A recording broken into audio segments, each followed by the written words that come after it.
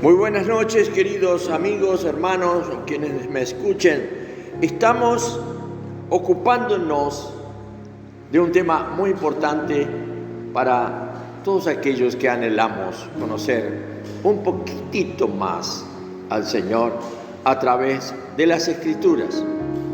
Y conocer al Señor a través de las Escrituras significa recibir revelación espiritual a través de nuestra fe en la palabra de Dios, que son las Escrituras, impregnadas de fe y no ese afán de conocer la letra muerta para quedar muertos con esa letra. Así que nos vamos a ocupar de acá en más de un tema que le podemos llamar ¿cómo es? ¿Qué es? ¿Cómo se desarrolla el hombre espiritual? Que incluye la palabra hombre como palabra genérica a la mujer y al varón. O sea, el ser humano que comienza a tener una aspiración elevada, que quiere conocer más al Señor, evidentemente tiene que caminar por un camino espiritual. Espiritual es una palabra de origen griego que es el espíritu es viento. De manera que de pronto el buscar tener avances en el mundo espiritual, vamos a dejarnos llevar por un viento. Por eso puede ser un viento de izquierda o un viento de derecha.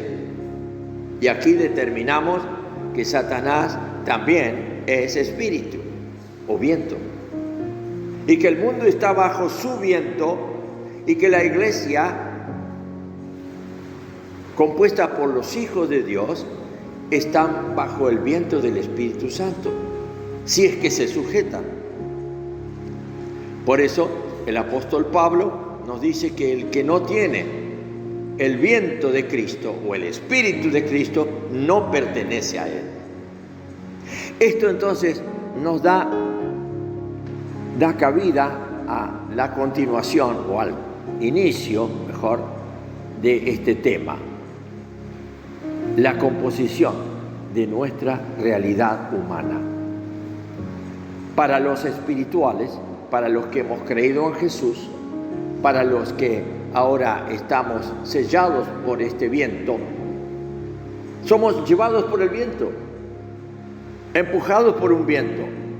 Si ese viento no está, estamos estáticos y establecidos en un lugar y desde ahí creemos que ya tenemos todo. Por eso el apóstol Pablo, fíjense ustedes, dice, anden en el Espíritu, o sea, deja todo y déjate llevar por el viento que es espíritu. Oren en el Espíritu, o sea, cuando son llevados ahí elévense y oren, hablen con el Padre por medio del viento que es el Espíritu. La misma palabra etimológicamente hablando es espíritu o viento, soplo, algo que implica que nosotros no nos manejamos a nosotros mismos. En la Escritura tenemos muchas declaraciones. El apóstol Pablo nos dice, ustedes, o sea, vosotros ya no sois vuestros. Alguien está ahí como ejerciendo el poder de ser el amo, el dueño, y ese es el que sopla. El soplo de Dios tiene que estar en el creyente como algo novedoso, nuevo, todos los días. Y si uno está atento, se da cuenta que ese soplo, ese viento, ese espíritu, nos mueve de un lado a otro si nosotros permitimos esa especie de flacidez en nuestra actitud. ¿Por qué? Y porque nosotros leemos la Escritura y nos aferramos a creer que es así como nosotros la entendemos. Y muchísimas veces no le damos lugar a que el Espíritu Santo pueda trabajar con lo que entró en nuestra mente por medio del oído. Dice que la fe entra por el oír, pero por el oír con fe la palabra de Dios. Entonces, ahí ya no manejamos nosotros las cosas. Es el viento de Dios que comienza a tomar estos pensamientos de la Biblia y a ubicarlos y darles la verdadera interpretación. Cuando el Espíritu Santo no ha podido manejar la iglesia desde el año 300 largos, en el tiempo del emperador Constantino en Roma, la iglesia fue perdiendo el viento y cayeron en tan graves errores que es lo que hoy tenemos como cosas santas y son horribles. El diablo trabajó para tirar abajo el poder y la obra de este viento que es el Espíritu Santo. Así que entonces, capítulo 1, vamos a ir por capítulos porque es un texto. Espíritu, alma y cuerpo. Vamos a analizar este tema, espíritu, alma y cuerpo, y en donde nosotros nos podemos encontrar que de pronto nos vemos tal cual nos pinta la Escritura, como Dios a demostrarnos en adelante. El concepto corriente de la constitución de los seres humanos es dualista. ¿Qué significa? Yo voy a ir explicando todo para que sea claridad, para que haya claridad. Entonces, el concepto, la constitución de la corriente de los seres humanos es dualista. ¿Por qué dice dualista? Usted puede pensar y va a encontrar enseguida a dónde está esto. ¿Qué habla la religión? ¿Qué habla el mundo? ¿Qué habla la ciencia? Solo habla de alma y cuerpo. Aún para definir qué es la muerte, en todos los ámbitos de la ciencia y la sociedad, se dice que es la separación del alma del cuerpo. Esa es la muerte. Sin embargo, nosotros no podemos decir eso como cristianos. Y ahora lo vamos a ver. Primer punto en donde rompemos algo que es puramente influencia del mundo. Nosotros ahora vamos a encontrar que ya no tenemos más esa especie de postura de que nosotros somos un alma y un cuerpo y adelante. Vamos con esto. No es así. ¿Cuándo lo vemos? Ahora veremos todo. Según este concepto, el alma es la parte interior, espiritual, invisible, mientras que el cuerpo es la parte corporal, externa, visible. Aunque hay algo de cierto en esto, con todo es inexacto. Esta opinión viene de hombres caídos que perdieron la posibilidad de encontrarse y ver a Dios. Por eso no les queda otra cosa que mirarse a sí mismos y concluir de sí mismos una definición de lo que son. Esto no viene de Dios. El dualismo no viene de Dios. El dualismo de la religión cristiana que anda por ahí no viene de Dios. En este concepto, nada que ver. Aparte de la revelación de Dios, no hay ningún concepto seguro. Ahora ya vamos a dar el paso. Dios tiene que revelarse para indicarnos cómo somos, cómo nos creó, cómo nos tenemos que mover. Que el cuerpo es la parte, es la cubierta, dice, es la cobertura, mejor, externa del hombre, es, sin duda alguna, es lo que hace de caja. Pero el tema ahora, ¿qué es lo que hay adentro? La Biblia jamás confunde el espíritu y el alma como si fueran la misma cosa. Ahí ya empezamos a tener una visión diferente. No solo son diferentes en condiciones, sino que sus mismas naturalezas difieren una de otra. Acá la naturaleza está hablando de la composición íntima. La naturaleza, por ejemplo, difiere totalmente. La naturaleza de la vida animal, de la vida vegetal, que hay vida, pero difiere de la naturaleza humana. La vida animal difiere totalmente, aunque una parte de la vida animal la tenemos y vegetal también la tenemos, pero tenemos una vida intelectiva que no tienen las otras dos vidas que podemos conocer en la naturaleza. De manera que la palabra de Dios no divide al hombre en dos partes, de alma y cuerpo. Al contrario, trata al hombre como un ser tripartito. Fue hecho a la semejanza de Dios, y Dios es espíritu. Entonces, esta creación tripartita de Dios nos dice en las Escrituras que Dios creó espíritu, alma y cuerpo. Esto está en 1 Tesalonicenses 5, 23, 24 y dice: y el mismo Dios de paz os santifique por completo, y todo vuestro ser, espíritu, alma y cuerpo, sea guardado. Mire, todo vuestro ser.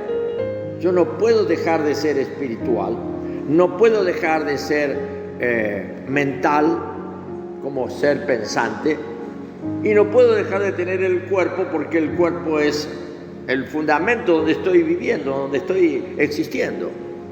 Así que no puedo negar ninguna de las tres partes que en mí son uno y son una sola experiencia.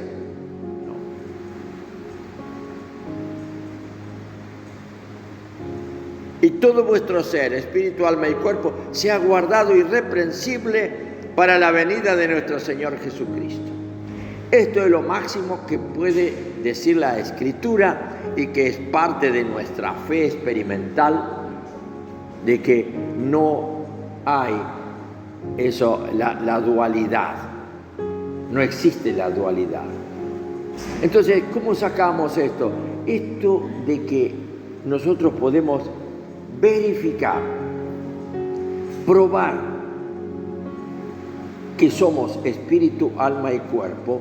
Cuando lo llegamos a tener como una experiencia propia, decimos: acá en mi vida ha habido una intervención de Dios, porque yo nunca hubiera podido encontrar a mi espíritu, porque yo antes de haber creído en Jesús, yo solo sabía que era alma y cuerpo. Pero desde que creí en Jesús, se cumplió lo que Él dijo: todo aquel que cree en mí, yo le doy vida eterna y le resucitaré en el último día. Al darnos vida eterna, pone en nosotros una conciencia nueva. La vida eterna es espiritual, porque es la vida de Dios. Y el hombre común es alma y cuerpo, pero nosotros somos hechos ahora nuevas criaturas. Y ahora se da el cumplimiento del propósito original de Dios, que es hacernos a su imagen y semejanza, habiendo permitido que caigamos en esa conciencia de la ausencia de Dios en nuestra vida, pero que de pronto Él, por medio de este misterioso y hermoso obrar de Dios, que es la encarnación de su Hijo unigénito, nosotros ahora somos restaurados al principio de origen de su creación, porque Él nos creó espíritu, alma y cuerpo. Y ahora, creyendo en Jesús, recuperamos ese origen de nuestra realidad y logramos ahora entender nuestra persona como Dios nos había pensado para ser creados. desde antes de la fundación del mundo. O sea que entonces, ahora nosotros, ¿qué tenemos? Un conocimiento que excede a la ciencia, excede al mundo, excede a los principios que nos rodean y nos quieren meter por los oídos, por todo, por los poros, el mundo con su grande imagen de progreso y de esto y del otro. Nada. ¿Y nosotros qué tenemos que hacer ante semejante ignorancia que nos rodea? Silencio, porque lo nuestro es demasiado grande. Ahora tenemos la experiencia de ser seres espirituales, como Dios en su idea primera había pensado y se había propuesto hacer, seres espirituales, espíritu, alma y cuerpo.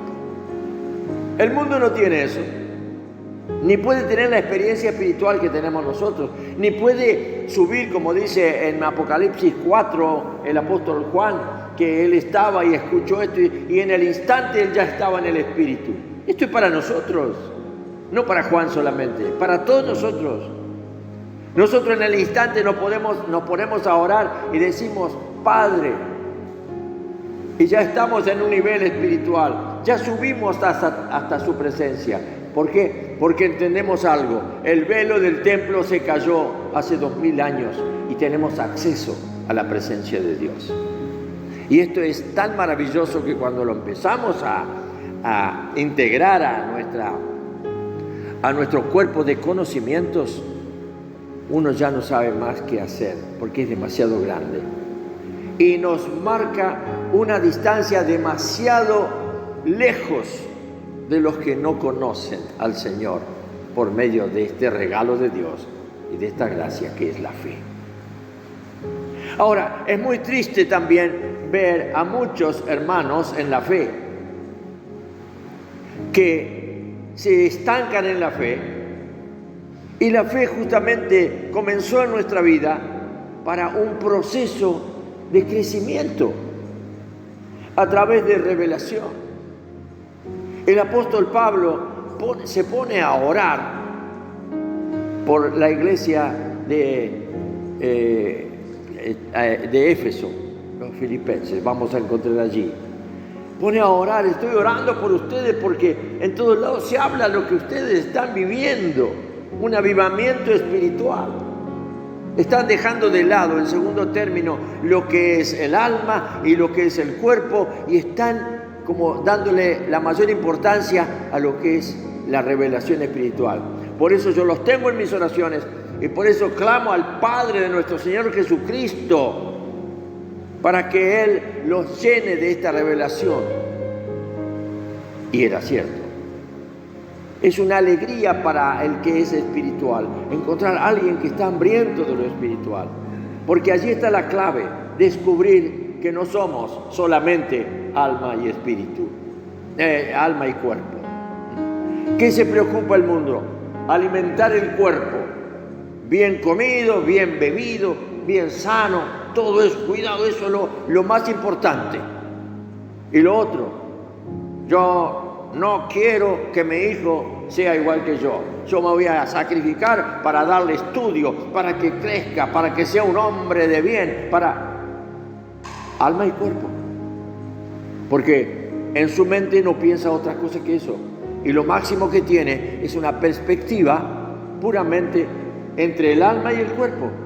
Pero nosotros, cuando eso se da en la fe en Jesús, nacemos de nuevo, nacemos a una nueva expansión de la realidad y quedamos como hasta ahora. Yo estuve toda mi vida errado. Hay más. Yo no soy alma y cuerpo solamente. Lo más grande, lo que está primero, es ahora el mundo espiritual, la galaxia espiritual, vamos a poner un ejemplo, la expansión espiritual, que viene por medio de la fe en Jesús. Y que Jesús dijo que cuando viniera el Espíritu Santo, Él daría testimonio, el Espíritu Santo daría testimonio de quién es Jesús. Entonces, conocer al Señor es levantar esta palabra y decir: Señor, yo te pido, te ruego que tu Espíritu Santo, que ya entró en mí, me muestre quién es Jesús. Porque esa es la misión del Espíritu Santo. La iglesia cada vez le da menos trabajo al Espíritu Santo. Él vino para trabajar. Jesús cumplió trabajando. Él dijo, mi Padre trabaja y yo también trabajo. Y el Espíritu Santo vino para llenar esa tarea de en nosotros dar a conocer quién es Jesús. Y nosotros lo expresamos, lo determinamos diciendo, sabiendo y mostrando quién es Jesús a través de nuestro entendimiento y conocimiento histórico.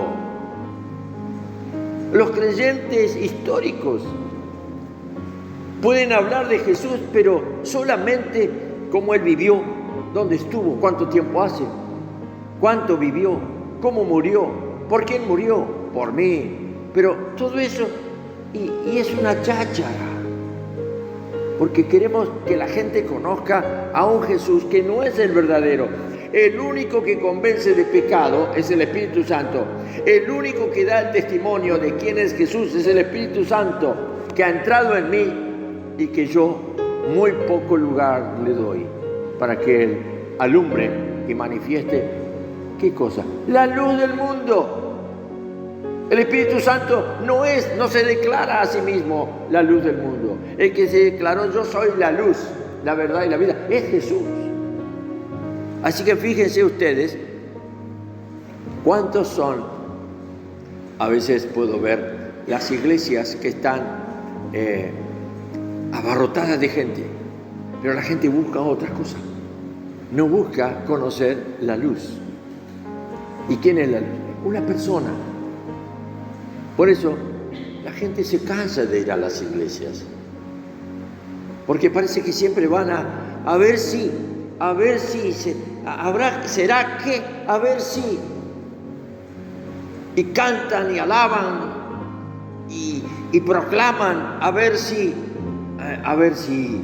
algo pasa, y no pasa nada, porque el que tiene que pasar o el que tiene que venir y estar y golpearme adentro, sacarme de esta caparazón que soy yo, es Jesús. Nadie más que Él.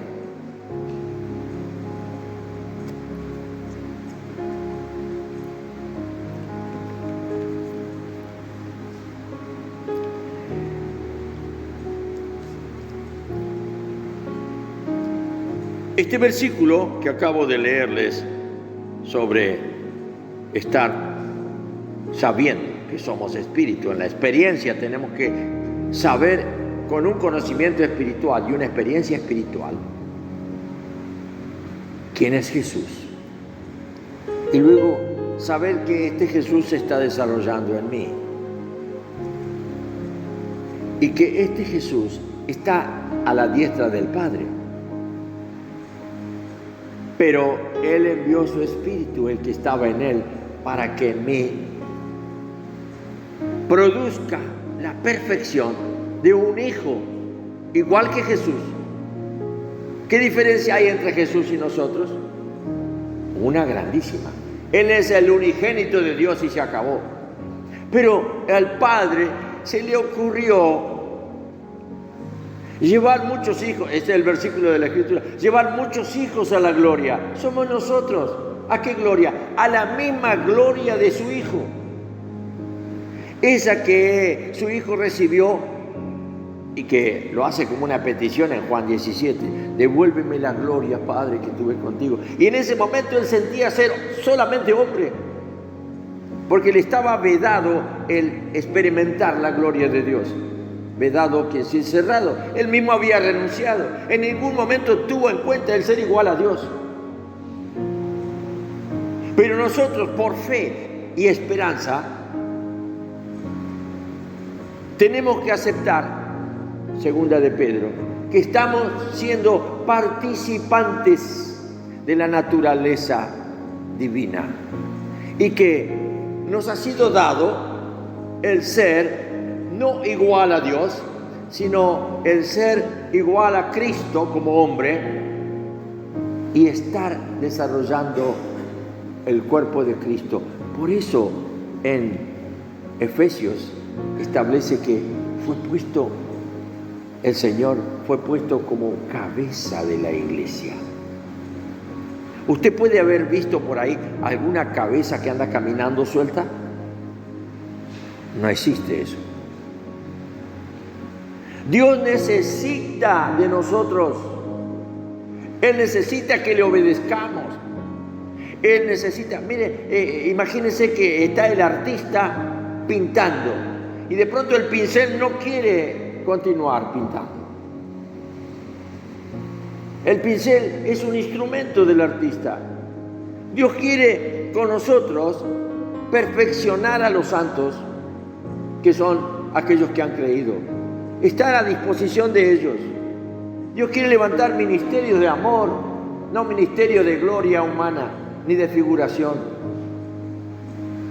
Yo personalmente he renunciado a todo eso, no quiero saber nada de eso.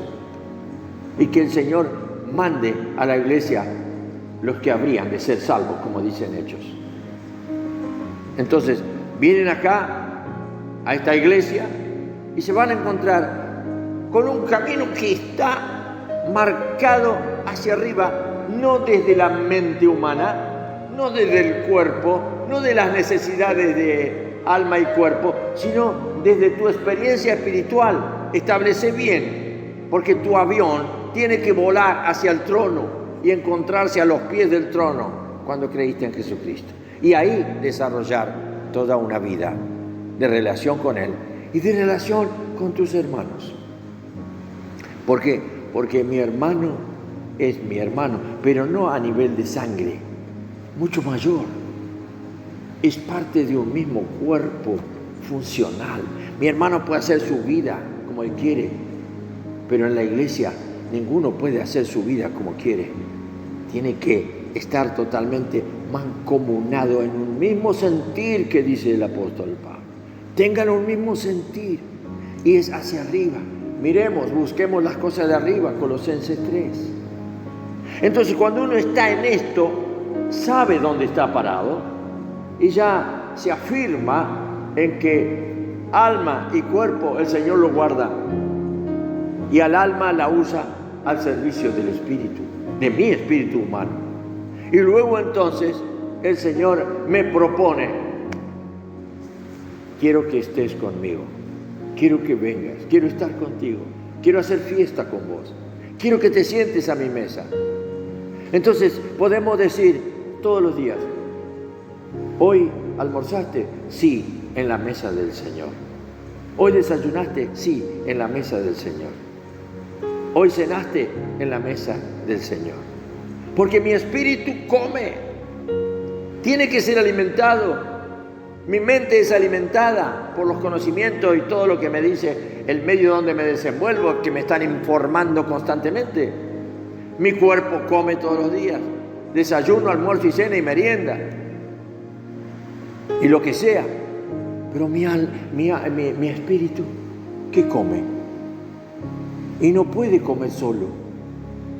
¿Por qué? Yo, si no tengo una vida en comunión con el Señor, que significa común unión, entonces, para alimentarme, palabra de Dios primero. Yo soy el pan de vida. El que no come mi carne, vive mi sangre, no tiene vida. Así que, cuidado, por esto, esta reunión o esta charla es para comenzar el camino de aquellos que anhelan, tienen hambre de Dios y quieren vivir una vida espiritual. Que el Señor les bendiga.